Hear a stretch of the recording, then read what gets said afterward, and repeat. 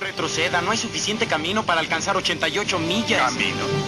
A donde vamos no necesitamos caminos. Bienvenidos, bienvenidas, bienvenides al capítulo 6 del Llamado a la Aventura. ¿Cómo estás, Axel? Todo bien, Nati, ¿vos cómo andás? Bárbaro, mira, salió el sol, se acerca la primavera, seguimos acá. Seguimos encerrados. Sí, señor. Estamos esperando ansiosamente que nos liberen la cuarentena como para grabarnos en vivo, ¿no? Tomar una birra mientras grabamos, invitar a algún invitado especial que comparta el podcast. Pero no pasó todavía. Todavía recuerdo como si fuera ayer cuando la decretaron y dijeron son 15 días nada más, no pasa nada y acá estamos, ¿no? Septiembre. La estafa más grande del milenio por el momento, ¿no? Aparte uno súper ingenuo, va por mi parte haciendo planes diciendo, bueno, en abril, mayo estoy haciendo tal o cual cosa, pero no pasó. Jamás en mis sueños más exagerados en relación a la cuarentena me imaginé que no le iba a poder festejar el cumpleaños de 2 a mi hijo y no va a poder hacer. ¿Cuándo cumple? El 30 de septiembre, pero al ritmo que vamos va a estar todo igual. Apuntar al otro cumpleaños, ojalá que ese sí se pueda. Malísimo, malísimo, en serio. Digo, wow, estaba claro que no pensaba hacer una fiesta, pero por lo menos que vea a la familia, algo. No, bueno, ok. Y aparte de los memes que habían antes de Navidad en cuarentena que nos causaban tanta gracia, cada vez nos causan menos gracia, ¿no? Es que son así, no va a haber. De a poquito nos está agarrando resquemor a los que nos encanta la Navidad. No va a haber festejo, no hay chance, a menos que ocurra un milagro. Y yo no estaría muy a favor de que haya... O sea, a favor sí estoy de que haya un milagro, pero sospecho que no va a pasar. Que el virus decida, tipo, bajarse de esta. Un milagro navideño, ¿por qué no? Ojalá. Bien. En este capítulo vamos a hablar de un tema que nos pidieron varias personas, pero yo se lo voy a dedicar, y esto no lo hablé con Axel, pero supongo que va a estar de acuerdo, a mi amigo personal, Papu Curoto, que fue el primero que dijo, tienen que hablar de los personajes secundarios. Así que, Papu, este capítulo es para vos, así que espero que ahora me quieras un poco más, porque ya te enojaste cuando no te digamos un capítulo. También yo aclaro que pusimos en Instagram, recuerden que nos pueden seguir en Instagram, Llamado a la Aventura, pusimos una pregunta ahí, un espacio para preguntar de qué temas les gustaría que habláramos, que vamos a ponerlo más seguido para que nos puedan decir, y la persona que le acertó, o sea, que digamos que ganó el pro, digamos, fue Diana Ferrari, así que le mandamos un besito. Bueno, le podemos mandar un cuarto kilo de helado o algo por el estilo a modo de premio.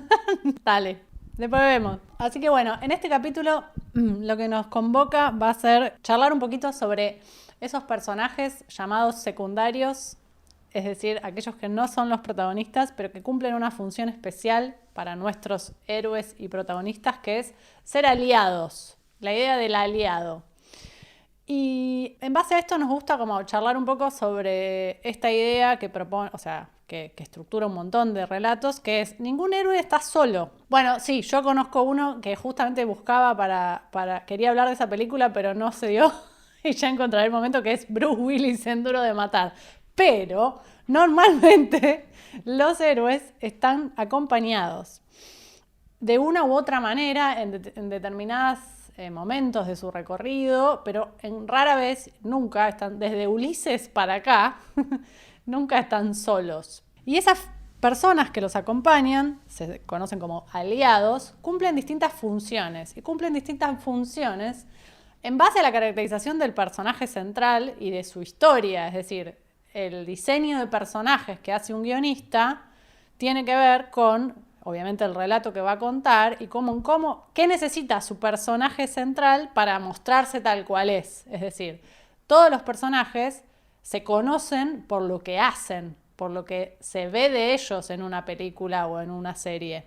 Entonces, para poner en juego las habilidades y las características de los personajes, hay que vincularlos con otros. Y esos otros son esos personajes aliados, a veces son los antagonistas, etcétera, etcétera, que se definen muchas veces por cómo es el protagonista y por las necesidades que la historia tiene. De eso vamos a hablar hoy. Simplificándolo, somos guionistas, nosotros estudiamos el guión y sabemos perfectamente que la mejor forma de mostrar lo que un personaje piensa, ya que el pensamiento no se puede grabar, por así decirlo, es siempre ponerlo, digamos, a dialogar literalmente con otros. Así que vamos a hacer un repaso por esos personajes que aparte, por supuesto, lo que tienen de interesante, los que elegimos, es que no se limitan solo a ser simplemente aliados, simplemente a hacer acompañamientos decorativos, sino que muchas veces tienen su propia trama, su propio crecimiento, sus propios argumentos y son una historia en sí mismos y muchas veces nos ha pasado, a quien no, engancharse más con un secundario capaz que con un personaje protagónico, ¿no? Bueno, ese es para mí, y creo que para vos también, el rasgo central de un buen armado de constelación de personajes, cuando los personajes secundarios no son potus que están ahí solo para que el héroe brille, sino que tienen su propia historia y sus propios dramas, su propia profundidad, su propio conflicto, y eso hace que crezca todo el relato. Si tenés personajes que están ahí solo para preguntarle lo que necesitas que pregunte para que el héroe reaccione, un poco son perfectamente olvidables. Y sin embargo, como vos bien decís, hay personajes que son muy pregnantes, que han durado muchísimo tiempo en la memoria de la gente y que incluso son favoritos de los espectadores por sobre los protagonistas. Entonces, eso sucede cuando el personaje no es simplemente una función dramática, sino que tiene una historia propia. Pasa mucho esto, yo lo pensaba hoy antes de grabar, que se ve muy claramente en las series de héroes que hay en la televisión hoy en día. Por supuesto, esto lo digo sin menospreciar ni nada, pero el formato televisivo invita a eso, a poner personajes en roles más funcionales muy claros. El hacker, el inteligente, el fuerte, y vos sabés viendo varias series que son bastante parecidas, sabés cuál cumple cada función muy rápidamente. Es un dispositivo televisivo, funciona de esa manera, pero hoy vamos a tratar de ir un poco más en profundidad con personajes que tienen muchas más capas, son mucho más complejos y, por supuesto, son mucho más magnéticos. Bien, ¿con quién te gustaría arrancar? Bueno, si me permitís que arranque yo, esto me costó, porque hay varios que me gustan mucho y estaba pensando cuál había sido el que más me había quedado en la cabeza después de ver la película o la serie, y voy a arrancar con uno que apenas lo diga la gente va a decir, sí, claro, obvio, y es el señor Hannibal Lecter de El silencio de los inocentes de 1991, una película dirigida por Jonathan Demme. ¿Qué te parece? ¿La viste? ¿Te gusta este personaje, Nati? La vi la película hace muchos años, bien podría darle una revisada. ¿Te dio miedo? El personaje es aterrador. Es aterrador, pero es además el personaje por excelencia que ganó tanto peso que ya, digo, es difícil pensarlo como un secundario de alguna manera, porque, digo, tiene hasta una serie. Totalmente. Con su nombre. Exacto. Eso es lo loco, que si yo le preguntara a cualquier persona que quizás no consume mucho cine, probablemente me diga muy rápidamente que Hannibal Lecter es el protagonista de la primera película que salió, que es El silencio de los inocentes. Pero no, en realidad él es el personaje secundario, porque la agente protagónica se llama Clarice, es una chica del FBI que está investigando una serie de asesinatos y recurre a el señor Hannibal Lecter, interpretado por Anthony Hopkins de forma espectacular, que también es un asesino en serie, es un caníbal, y ella considera que debido a su prontuario, a todo lo que este señor ha hecho a lo largo de su vida, y a que tiene una inteligencia prodigiosa, espectacular, superior al resto, puede ser una buena fuente de consulta, ¿no? Es todo bastante macabro, bastante extraño planteado así, pero es así, a la cual ella recurre para ir llevándole las pistas y haciéndole las consultas pertinentes sobre el asesino en serie que ella está buscando ahora. Y por supuesto, el señor Hannibal se morfa toda la película. Literal. Y lo que más nos queda después de haberla vista no es ni Clarice, ni el asesino, que ya después ni te acordás el nombre, ni por qué, ni nada, sino la actuación y la presencia del señor Hannibal. Y es difícil, yo pensaba hoy, es difícil incluso de clasificar, porque podemos decir que la película es un policial, y ahora vamos a hablar de los aliados en las películas o series policiales, pero no es el típico rol de un aliado en un policial que ahora vamos a profundizar. Es un personaje que va por otro lado. Inclusive en un momento se pone en juego muy sutilmente que tal vez haya un enamoramiento entre Clarice, que es la agente, y este señor, que es un psiquiatra, que es un médico.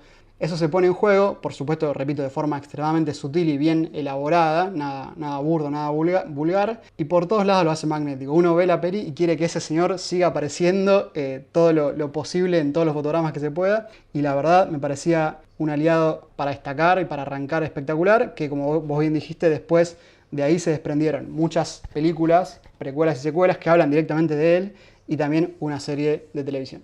Exacto, es un personaje que quedó, marcó nada, un momento, una época y un tipo de personajes muy magnéticos que es básicamente el asesino seductor. O sea, además es súper, súper oscura la figura de Hannibal y sin embargo es muy magnética. O sea, eso es interesante. Habría que pensar también si no es un personaje que además de ser un aliado de ella, es una suerte de mentor. También, eso también está bueno hoy que lo destaquemos en este programa. Muchas veces los aliados cumplen también otras funciones dramáticas, como por ejemplo intereses amorosos o mentores, o van cambiando. Inclusive vamos a ver casos de antagonistas que pasaron a ser aliados. Por supuesto, eso nos parece lo más interesante porque es lo que permite que el guionista pueda trabajar una progresión, un crecimiento, o no, o un decrecimiento en el sentido de, digamos, de destrucción del personaje, de autodestrucción o lo que fuera. Pero cuando uno trabaja con maestría, digamos, esas situaciones, es donde la historia se empieza a poner picante e interesante. Y sobre todo, y esto me parece muy importante subrayarlo, cuando está bien justificado. Porque, por ejemplo, en el caso de Hannibal, recordemos, para los que conocen la historia, que no es un asesino que mata porque sí, que no es caníbal porque sí, sino que tiene una historia por demás trágica, en la cual ha visto que sus padres han muerto después de la Segunda Guerra Mundial, en un ataque, donde unos lituanos mercenarios que estaban muertos de hambre porque posguerra se comieron al hermano delante de él, entonces él quedó traumatizado por esa situación y la aplica después de eso para todas sus venganzas y sus asesinatos. Así que siempre hay que tener eso presente, me parece a mí, es lo importante. Que un personaje sea interesante es válido siempre y cuando la construcción que lo hace interesante también sea válida. Sí, exacto. Y de la mano de esto que mencionabas de los policiales, pasa algo interesante con los policiales en general y los televisivos en particular, ¿no? Que es, hay un tipo de serie particular que es el del policial de pareja protagónica, ¿no? El policía y el asesor. El asesor que puede ser el diablo, como Lucifer, pasando por un escritor de novelas de misterio en Castle, pasando por un ladrón de guante blanco en White Collar. Todas series policiales que a mí me gustan. Lucifer la estoy viendo ahora, no la había visto. Y es interesante esa dinámica de serie, a mí me encanta esa serie de caso. Y que siempre tiene una constelación de personajes muy, muy repetitiva, que es el hacker, como decías vos, el forense, los dos detectives o el detective o la detective secundarios que ayudan a bla, bla, bla. El jefe de policía. El jefe de policía, que muchas veces puede ser un aliado o un antagonista, a veces tienen como dobles funciones. Siempre se repite ese esquema.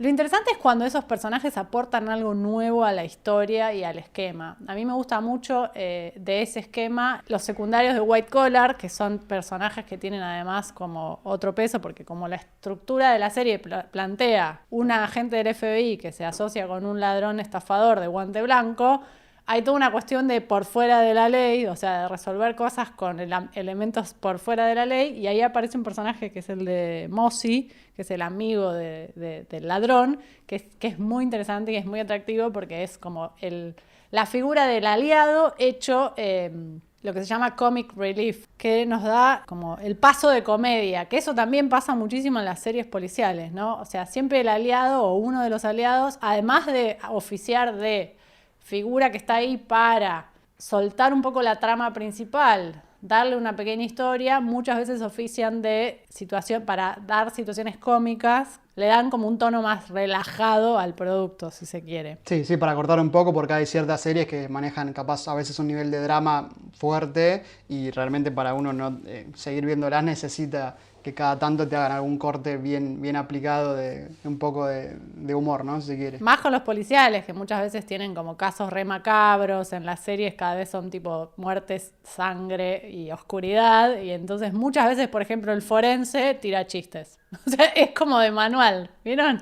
Los forenses son como o chistosos o cínicos. Son pintorescos también, aparte. Siempre. ¿Viste? Siempre, o sea, es como, o una mujer súper seductora como en Castle, digo, te tienen que poner en un espacio tan terrible como la morgue, algo que sea tolerable para el espectador, entonces te mechan el análisis de la autopsia con un montón de chistes, esa es una solución para hacer más tolerable esa situación para el espectador. Y esos son aliados, son memorables cuando tienen su propia historia, si no son el tipo que hace chistes en la morgue, digamos. Eso es como... Capaz que en la carrera de forense te enseñan a contar chistes también. Capaz que para ser forense tenés que tener una personalidad particular para soportar todo eso. Pero bueno, eso como para hablar un poquito del policial. Después hay toda una serie, siguiendo con la lógica de la aliada cómica, ¿no?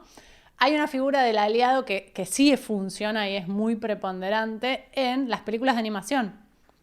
Las películas de animación de Disney o de Pixar siempre tienen, o casi todas, diría sin excepción, la figura del aliado cómico. Es decir, Dory en Buscando a Nemo, que además son personajes que ganan tanta fuerza para los niños, que es el público directo de esas películas, que después tienen sus propias películas, ¿no? Buscando a Dory. Totalmente. El personaje de Dory es una aliada cómica, el personaje de Mushu en Mulan también, a pesar de que no tiene tanta fuerza para tener su propia película.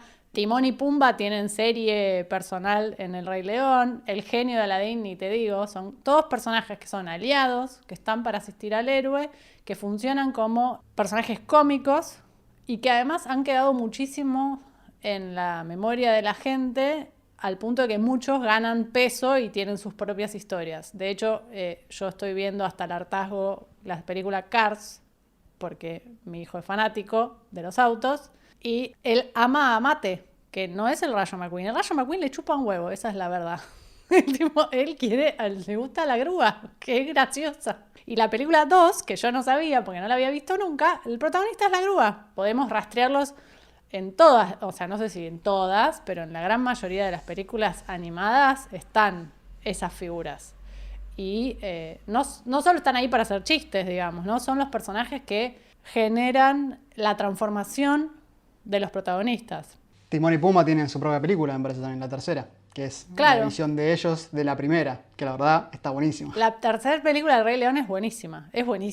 Y lo que te iba a marcar, que me parecía importante, era la diferencia que de repente uno puede detectar entre el tipo de producto, si bien es animación. Por ejemplo, tenemos a Disney por un lado, como vos bien decís, suele usar aliados como alivio cómico casi siempre. De hecho, la película más oscura, que para mí es El Jorobado de Notre Dame, tiene un aliado cómico, que es el bufón. Pero si uno lo compara con, por ejemplo, Miyazaki, que ya hablaremos de él en algún futuro, los aliados van por otro lado. Son fundamentales para mí para las tramas, son casi protagonistas en un punto, pero nada que ver. No hay chiste, no hay nada, hay otra cosa, hay mucho más aprendizaje, si se quiere, capaz, ¿no? Sí, es una buena comparación. Para empezar, los tonos de las películas de Miyazaki no son los mismos, y es cierto que los aliados muchas veces ofician de mentores.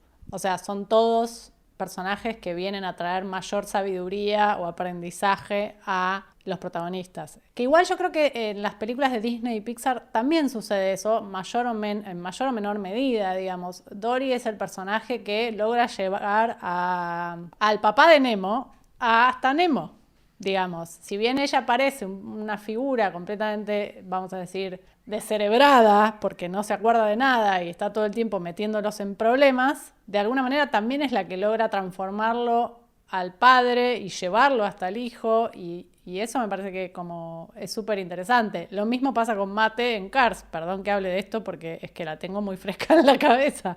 Es el personaje que le dice al Rayo McQueen que lo eligió como mejor amigo, y eso hace que el personaje se transforme, un personaje que hasta ahora era un auto que solo le importaba su éxito, de repente se da cuenta que tiene un amigo. ¿Un amigo? ¿Qué es eso? Digamos, pasa algo muy... Y eso pasa con un montón de personajes. Timón y Pumba ni hablar, ¿no? Digamos, son los que lo rescatan a Simba y lo hacen crecer y sobrevivir a la adultez, y al mismo tiempo son los que son sus amigos incondicionales, incluso cuando decide hacer algo que ellos no quieren que haga, que es ocupar su rol de rey. Tienen un tono más light, porque bueno, la producción cinematográfica de Hollywood y de Disney es más light, vamos a decirlo, más edulcorada en algún punto, no, más que nada la que es tipo post 2000 para acá, no sé, habría que buscar el corte, o sea, películas donde se empezó a suavizar muchísimo más la trama que en películas más viejas. O sea, las películas japonesas tienen un tono distinto porque responden a una cultura diferente y tienen, no sé si decir más profundidad, pero bueno, tienen personajes distintos, que ya vamos a hablar de eso igual. Claro, sí, me parecía importante resaltarlo porque la verdad, siendo honestos, Disney tiene una hegemonía muy grande, un peso muy grande en nuestras vidas, en nuestro consumo, digamos, son los más conocidos en cuanto a animación, pero hay todo otro mundo, ¿no? Aparte de ese mundo, que es diferente, no nos interesa decir si mejor o peor, sino muy, muy diferente, y por ejemplo, en este caso, en las animaciones 2D, se ve muy claramente. Después hay un tipo de personaje que nos gusta, que creo que a vos y a mí nos gusta mucho, que es el personaje, el aliado que hace que el protagonista sea querible, que es básicamente Watson. Barra Wilson de Doctor House. Barra Wilson, Watson Wilson. Es decir, nosotros tenemos un Sherlock que es inaccesible para la persona común. O sea, el Sherlock que elijan, pero vamos a hablar un poco más del de Benedict, que es el más nuevo, diría, y muy interesante la serie Sherlock. Es una figura básicamente detestable, o sea, jamás nadie podría empatizar con Sherlock o con el Doctor House, porque es básicamente el mismo personaje, pero hecho médico, si no tuviese a alguien que lo humanice. O sea, la serie se llama Sherlock, la serie se llama House, son series cuyos protagonistas son muy claros, están en el título, pero los personajes aliados que hacen que esas figuras completamente lejanas sean humanizadas y accesibles para el público en general, son sus aliados. El aliado en particular, que es básicamente Watson y Wilson, en el caso de Doctor House, que son las personas que por alguna extraña razón conectan con esta figura difícil, brillante, inaccesible, cínica y perturbada, y los traen a la tierra de los humanos y les hacen como una suerte de Pepe Grillo de la conciencia para que puedan ir transformándose. Es decir, los personajes como Sherlock se transforman gracias a la relación que tiene con su aliado. Sí, yo me voy 2 segundos a los libros para recordar. Me encantan los libros de Conan Doyle, del autor de Sherlock, y son un ejemplo claro de que ahí la función del aliado es fundamental. O sea, es imposible haber redactado los libros de Sherlock Holmes sin la función de Watson. ¿Por qué? Porque lo que hace interesante a las tramas es que uno todo el tiempo está descubriendo las pistas y lo que sucede en los crímenes en la óptica de Watson, que no tiene las capacidades deductivas que tiene Sherlock. Si el libro estuviera escrito en primera persona desde el punto de vista de Sherlock, sería absolutamente aburrido porque todo el tiempo iríamos descubriendo con él las cosas y iríamos entendiendo en tiempo real. En cambio, la magia de los libros es que entendemos cosas porque los personajes de Watson y Wilson no son tontos, eso hay que subrayarlo, no es que son personajes idiotas o descerebrados ni nada por el estilo, sino que tienen su intelecto, no al nivel de sus compañeros, pero sí es muy alto siempre, y algunas pistas tenemos. Pero lo que hace que uno diga, wow, claro, cómo no se me ocurrió antes, es siempre el final del caso, cuando se revela toda la verdad y la escuchamos, entre comillas, o leemos en los oídos de esos personajes. Por eso acá la función del aliado es pero extremadamente importante. O sea, no hay forma de escribir estas series o novelas sin estos personajes. Directamente no hay manera. Claro, exacto. De hecho, sin ir más lejos, yo, si mal no recuerdo, corregime si me equivoco, que la serie Sherlock de la BBC arranca con Watson. Sí, arranca con Watson en la guerra. Tiene un problema, que es que siente dolor, pero en realidad no es que siente dolor, sino que lo que hace es que básicamente está aburrido porque no está usando su tiempo y su energía en nada útil, es algo más psicosomático. Claro. Y que mejor que ser amigo de Sherlock para estar entretenido todo el tiempo, ¿no? Exactamente. Entonces, el personaje, de alguna manera, que lleva la mirada es la de él, ¿no? Si no podemos acceder al protagonista a través de su aliado, es muy difícil comprenderlo a nivel empático y a nivel de la trama. O sea, porque si no, el guionista no tiene cómo hacer para bajar la forma en que esos personajes piensan para que todo el público lo entienda y diga, ah, claro, que es lo mismo que pasa con House en términos de medicina. O sea, él hace descubrimientos epifánicos en cada charla con Wilson. O sea, eso está marcado por guión, todos los guiones son iguales. Él descubre qué es lo que realmente pasa con el paciente charlando con Wilson de cualquier otra cosa. De hecho, en un capítulo ellos se pelean y no se hablan y House necesita ir a la casa de él y le dice, háblame de cualquier cosa porque sin estas charlas random no sé qué pasa, necesito tu pensamiento desordenado para ordenar el mío. Parece una frase espectacular que define básicamente la relación de ellos dos. Y que viene a subrayar lo que dijimos al inicio, que es cuando un guionista piensa una historia y un mundo donde va a desarrollar esas historias, caracteriza a los personajes secundarios, los aliados y los demás, en pos de lo que necesita que le pase al protagonista. Eso no significa que los aliados sean desechables, todo lo contrario, pero sí que hay que entender que las caracterizaciones están puestas en pos de la idea central, y la idea central siempre responde a un conflicto particular que está pensado en función de un tipo de protagonista. Y estamos hablando de productos televisivos o cinematográficos con protagonistas únicos, digamos. Después, algún día vamos a hablar de películas corales, ya nos lo pidieron.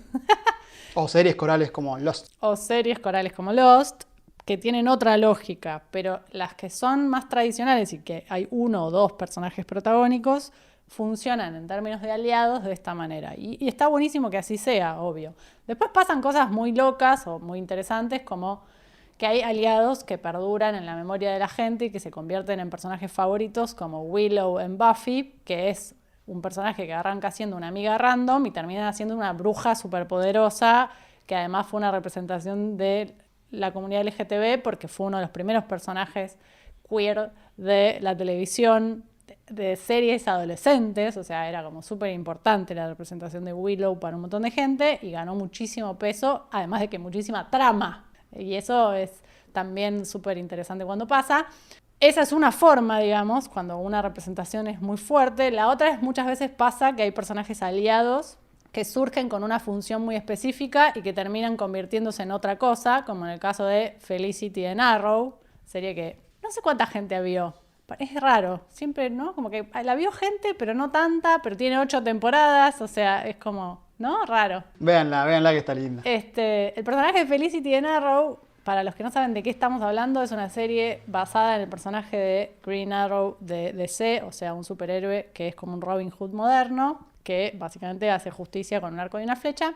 La serie Arrow cuenta esa historia, es una serie importante en términos de la televisión actual, porque es la serie que renovó el gusto por el superhéroe en la pantalla chica. Históricamente el personaje de Arrow tiene una pareja en los cómics, que es Black Canary, otro personaje superheroico, y en la serie pasó algo muy loco, que es, no funcionó. Y no funcionó, y eso a mí me parece genial. Cuando el público decide sobre el producto, me parece que y los guionistas escuchan, está bueno el efecto. O sea, ellos presentaron un producto donde el personaje protagónico es Oliver Queen, un tipo que decide hacer justicia por mano propia con un arco y una flecha disfrazado de noche, y le pusieron 2 aliados. Un guardaespaldas, porque alguien malo tiene que ayudar a pegarle a los malos, y una hacker, obvio. Hasta ahí lo normal, lo de siempre. Hasta ahí lo de siempre. O sea, todo superhéroe necesita a alguien que en una computadora le vaya diciendo dónde están los malos. Porque si no... Como dice Ned en Spider-Man Homecoming, ¿no? Yo puedo ser el que está en la silla, le dice a Spider-Man. Bueno, eso. El que está en la silla. Entonces le metieron una chica muy nerda y muy poco del estilo de seducción que maneja Oliver Queen, que es un seductor nato que tiene 1000 minas y se pasa 2 temporadas teniendo 1000 minas sin parar. Y el personaje de Felicity era eso, era como la figura de hacker que sabía cómo resolver cuestiones de computadora y que al mismo tiempo era el alivio cómico porque tiraba chistes sin parar y al mismo tiempo se entendía que tenía una especie de crush romántico con el protagonista, pero como que nunca iba a pasar nada porque además estaba el personaje que supuestamente, según el cómic, debería ser su romance heteronormativo oficial. Y resulta que no funcionó. Y que el personaje empezó a ganar peso, empezó a ser atractivo, la gente empezó a shippearlos juntos, es decir, los fanáticos empezaron a imaginar que podía estar con Felicity, y Felicity se pasó de ser el aliado hacker a el aliado de interés romántico, a la pareja de Arrow, a la madre de sus hijos. Spoiler. Y eso también pasa, digamos, ¿no? Como que es interesante cuando eso sucede. Sí, totalmente. Ahí tenemos la etiqueta, por decirlo de una manera, de aliado interés romántico, que de eso por supuesto que tenemos un montón. Y qué importante es que la persona que es el interés romántico justamente del protagonista o la protagonista no sea solo eso, que lo ayude a destrabar cosas. Felicity es un gran ejemplo en ese sentido, a evolucionar, a cambiar y a mejorar como personaje, como persona, como lo que se quiere decir. Claro, que es el caso donde ella lo ayuda al personaje a dejar atrás algunos vicios, vamos a decir. Y pasa un poco lo mismo con un personaje también de una serie de superhéroes, que es Karen Page, de la serie Daredevil de Netflix. Tampoco sé si mucha gente la vio. Esta es más fácil de ver y te diría que es muy buena. que arranca como víctima a la que hay que salvar, o sea, es la persona a la que el personaje de Daredevil salva en el capítulo 1 de la serie, y se convierte en una aliada rápidamente, porque ella empieza a trabajar para el personaje de Daredevil, que es un abogado, obviamente no sabe que es quien la salvó disfrazado, pero es un personaje que crece muchísimo y tiene toda una historia particular y propia, una línea secundaria muy importante y que va ganando peso, pero además, como Felicity, es un personaje que es un interés romántico, el protagónico, siempre más confuso, pero que además lo pone en jaque cuando lo enfrenta con las decisiones morales que toma y con las situaciones a las que se expone y con el trabajo por fuera de la ley, como que una suerte de voz de la conciencia, como decíamos antes, ¿no? Como los aliados muchas veces están ahí para que el personaje se mantenga en línea, digamos. Están ahí para que el personaje tenga un espejo que los ponga de frente a frente con sus propios demonios, cuando los personajes tienen ese tipo de conflictos, y eso hace que sean tan importantes para la historia. Sí, de hecho, justo estos dos personajes que estamos hablando son bastante violentos al principio de sus historias, o sea, resuelven todo con mucha violencia, incluso en algunos casos con asesinatos, y uno, por supuesto que, digamos, procesa eso de una forma al principio, pero espera que después con el tiempo vayan cambiando, vayan mejorando, vayan entendiendo que seguramente haya otro modo, y son crecimientos que están planteados de una forma que no pueden hacer solos. Necesitan sí o sí que otra persona, mucho más cercana a su espíritu, su alma, su corazón o lo que fuera, les vaya marcando ese camino en un punto de redención, si se quiere. Totalmente, es que es eso, ¿no? Es como la guía, el que lo pone en línea, el que lo humaniza. Es un poco la figura más tradicional en el mundo del superhéroe, es la figura de Luisa Lane. O sea, Superman, todos vieron algo de Superman, ¿no? Aunque sea las bostas de Snyder. Zack Snyder. Hola, ¿qué tal? Lo odio a Zack Snyder, sépanlo. Incluso ahí, la figura de Luisa Lane es no solo un interés romántico y un aliado, sino que es la persona que humaniza a Superman, porque si no sería ese dios que nos quiso vender Zack Snyder bizarro. Pero tenía eso, o sea, es un personaje que es dios, o sea, es súper poderoso. Es tipo, no tiene nada que hacer al lado de los humanos. Pero ¿quién está ahí para que lo humanice y lo baje a la tierra y lo ponga como encaja? La figura de Luisa Lane, que no solo es el amor de su vida, sino que es una aliada para eso. Igualmente, en mi humilde opinión, sigue siendo un embole con aliados, sin aliados. Es de lo más aburrido para mí de ver o de leer, pero bueno, me la banco con quien venga, ¿eh? Y es que es medio bodrio, sí, no hay mucho que decir. Qué difícil como guionistas escribir sobre un personaje que básicamente es un dios en la tierra, ¿no? Digamos. Es que sí, igual, o sea, evidentemente tan aburrido no es porque tiene un montón de fanáticos y perduró un montón de tiempo, pero hoy en día, cuando estás tratando de hacer personajes más realistas de alguna manera, ¿no? Como multidimensionales, con oscuridad, profundidad, si haces un Superman de ese estilo, te queda viejo, hombre suena de viejo, acero. suena como anticuado. No, y te queda tipo un bodrio, porque o sea, es difícil. Yo creo que lo mejor que hay de Superman en este momento para leer es Injustice, que es cuando se hace malo. Sí, totalmente. Que ahí se complica todo, porque decís, che, que era un dios y que la clave era que fuera bueno, se nos volvió en contra, qué quilombo, ¿no? Me parece que recién ahí uno puede despertar algún interés. Para mí, pero sí, como decís vos, tiene un montón de fanáticos, pero Rápido y Furioso también y no es la gran... qué sé yo, no sé. Bueno, ¿qué más?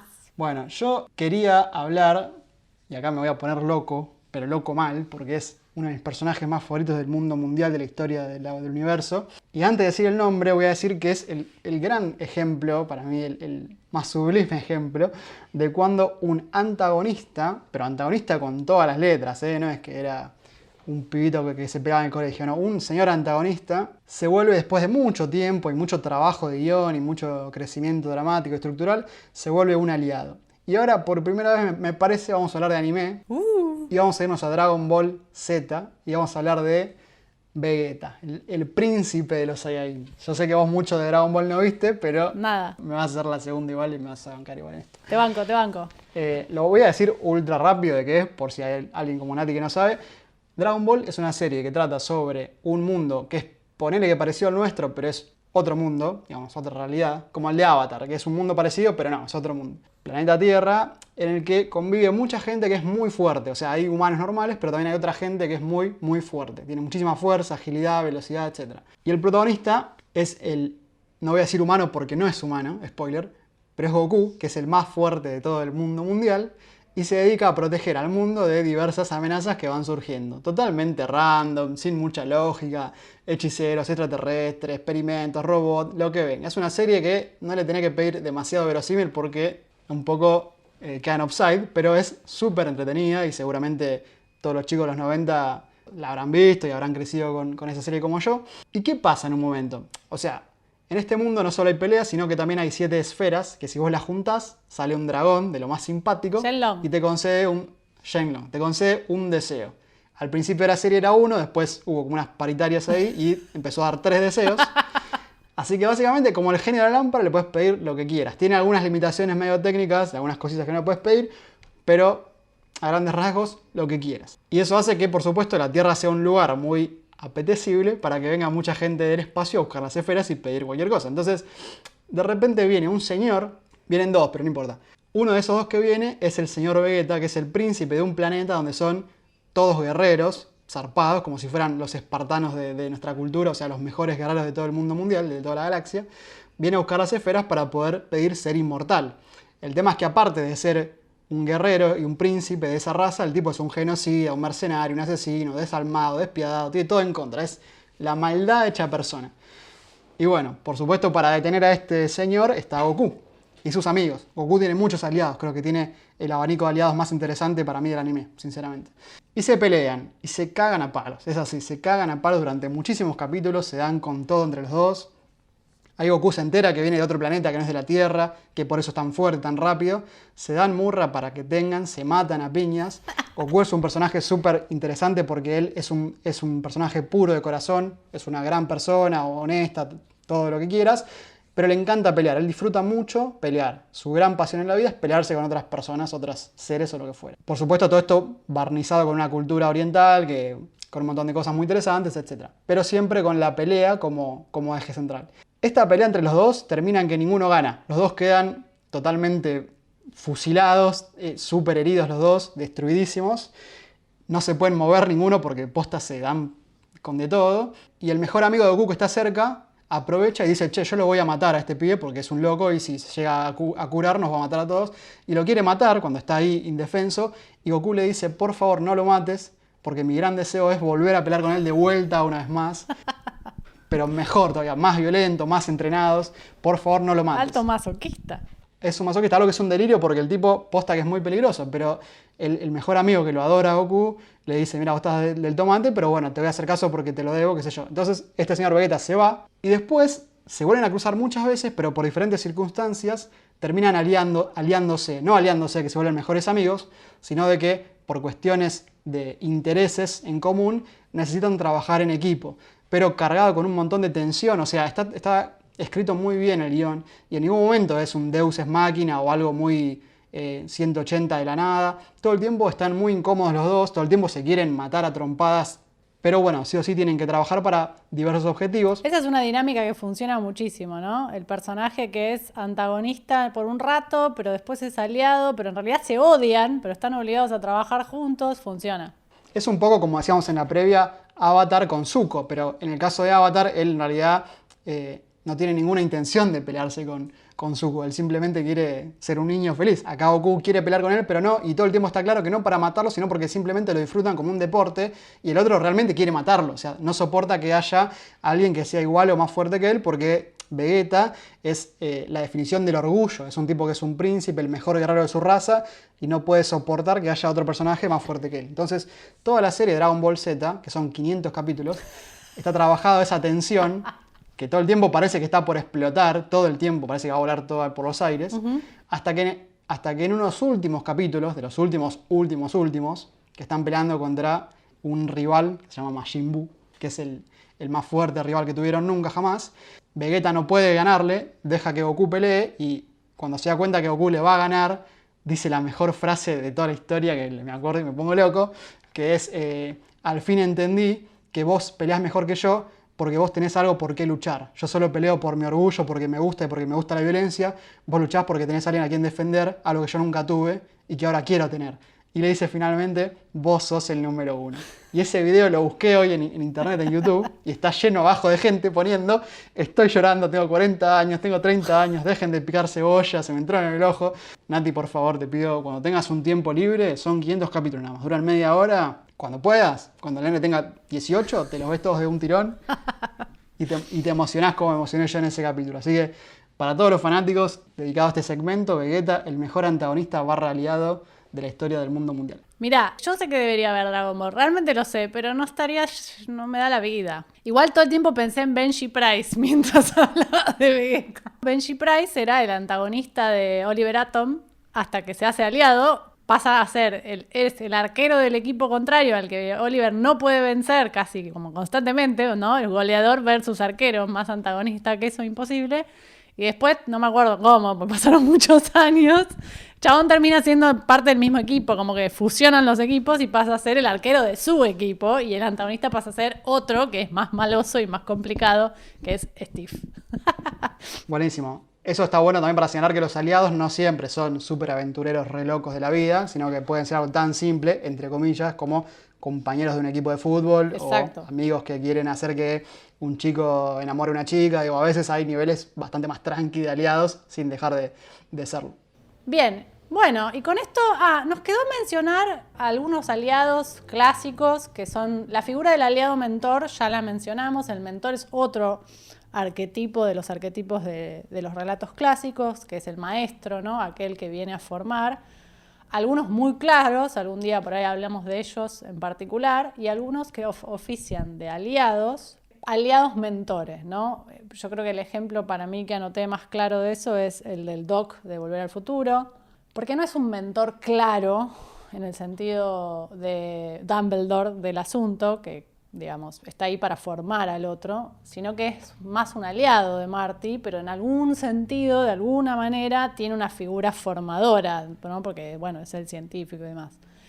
Y después están los aliados históricos que hacen su propio camino, como el de Sam, de Frodo, ¿no? Sam es un personaje que no podemos no mencionar porque es tan importante como Frodo y de hecho es el que cuenta la historia, es el que hace su propio camino del héroe, aparte de él, de todos los otros personajes, es la figura, o sea, es como la definición del aliado, ¿no? El amigo incondicional que se mete en un quilombo porque sí, porque va a proteger a su amigo y lo va a sostener hasta el final y lo va a hacer llegar hasta el final. O sea, sin Sam, Frodo no llega. Sí, de hecho, si no era por Sam, estábamos en el horno todos, digamos. Y eso es como por eso lo dejamos para el final y solo para mencionarlo como la síntesis del aliado, ¿no? El aliado perfecto.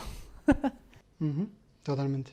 Bueno, Axel, ¿nos falta algo? A mí me queda mencionar brevemente a un aliado que me parece muy simpático, que es el señor Alfred de Batman. Me parece importante marcarlo porque acá hay una figura muy impactante para mí. Recordemos que Batman pierde a su familia de forma trágica cuando es muy pequeño y por más que tenga toda la plata del planeta Tierra, queda a la buena de Dios. O sea, no parecería tener familiares cercanos que lo cuiden, no hay un trabajo hecho de su círculo de amigos y la única figura que le queda es el mayordomo del hogar Wayne, que es Alfred, que mucha gente cree que es solamente un mucamo de Batman y en realidad es muchísimo más que eso.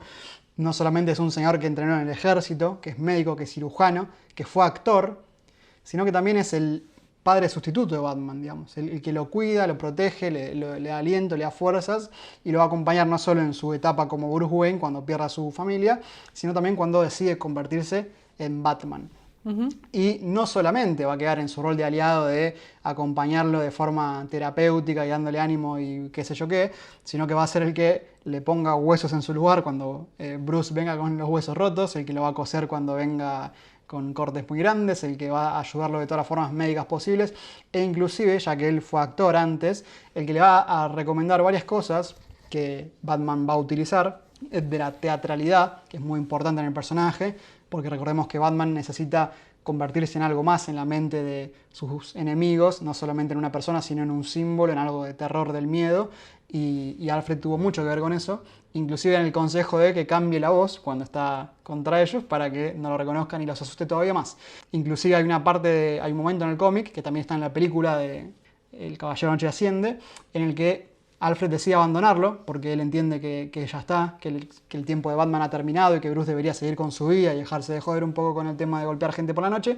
Y cuando Alfred se va, de lo que se llama la familia de Batman, que está Robin y demás, todo se viene abajo, todo se desmorona y hace falta ir a buscarlo porque sin ese señor no se avanza muy bien en la historia. Así que la verdad que me parece un aliado de lo más simpático y de lo más interesante que no podíamos dejar de mencionar. Bueno, y para cerrar, si mencionamos a Alfred, tenés que mencionar al más famoso de todos los sidekicks, que es Robin, básicamente, y que es otra representación del aliado, que es la del sidekick, ¿no? El compañero, o sea, el superhéroe y su compañero, que puede ser, no sé, hay 1000 ejemplos, pero Robin es el más famoso de todos, y que un poco de la mano de lo que es otro superhéroe menor, entre comillas, que está ahí como segundo y que, en general, digo, la función dramática es ayudar al héroe central, muchas veces meterse en quilombos y entonces tener que ser rescatado, eso también pasa. Uh-huh. Pero en este caso además tiene el plus de que lo que vos acabas de decir, así como Alfred oficia de aliado y tiene una función dramática de figura paterna, Robin es la figura del hijo. De hecho, uno de los Robin es efectivamente el hijo de Batman en un futuro. Bueno, en el futuro, claro. Pero eso también es como interesante y es el famoso sidekick, ¿no? El compañero, el que está al lado, el que va siempre, que son todos los aliados que fuimos mencionando, pero que en el universo del superhéroe funciona en eso, es como el superhéroe menor, pero que está ahí. Bueno, y con esto creo que hicimos un recorrido pintoresco y un poco ecléctico de los personajes secundarios / aliados, porque algún día hablaremos de los personajes secundarios que no son aliados y también tienen sus funciones dramáticas, que son claves para todo relato que cuente una historia. Es decir, es muy raro que un relato clásico mantenga un personaje único, solo. Mencionaba a Bruce Willis en Duro de Matar al inicio porque es una gran película de un personaje contra un edificio, pero bueno. Pero ahí tiene que tirar tiros, mucha ayuda para eso no le hace falta tampoco. Bueno, pero podría tener un aliado. En general, los personajes tienen aliados y esos aliados cumplen funciones dramáticas que no solo son guiar al personaje hacia la solución, sino oficiar de mentores, de asistencia, de expertise específica sobre un tema y fundamentalmente de brújulas morales, ¿no? Como personajes que ponen en caja a nuestros héroes, que los ayudan a enfrentar sus demonios, que les dan las herramientas para salir adelante en los momentos más complejos, que sirven para darnos un poco de alegría y de risas en productos y historias más oscuras. Digamos, son personajes que si no existirían las películas y los héroes. Así que celebramos eso en este episodio sobre los personajes secundarios. Perfecto, compañera. Así que bueno, este fue el episodio 6 de nuestro querido podcast, El regreso del Jedi podría llamarse tranquilamente. Y bueno, esperamos que les haya gustado. Recuerden que nos pueden encontrar en Instagram, @llamadoalaventura. Vamos a subir seguramente de vuelta la pregunta para que puedan seguir recomendando de qué podemos hablar. Nos encanta leerlos, nos encanta saber qué les gustaría escuchar. Para eso estamos, para servirles. Así que bueno, la hemos pasado muy bien y ojalá dentro de poco, como decías vos, podamos juntarnos y hacer este programa en vivo por primera vez. Ojalá y bueno, ojalá que nos sigan escuchando, que nos cuenten qué les parecen los capítulos, que nos aporten sugerencias para próximos contenidos y bueno, esperamos volver pronto. Si les gustó esto, compartan, que nos sirve un montón y bueno, nos estaremos viendo en el próximo episodio. Ha sido un placer, querida compañera. Esperamos verlos pronto en el futuro. O en el pasado. Chau, chau. Chau, chau. Retroceda, no hay suficiente camino para alcanzar 88 millas. Camino. A donde vamos no necesitamos caminos.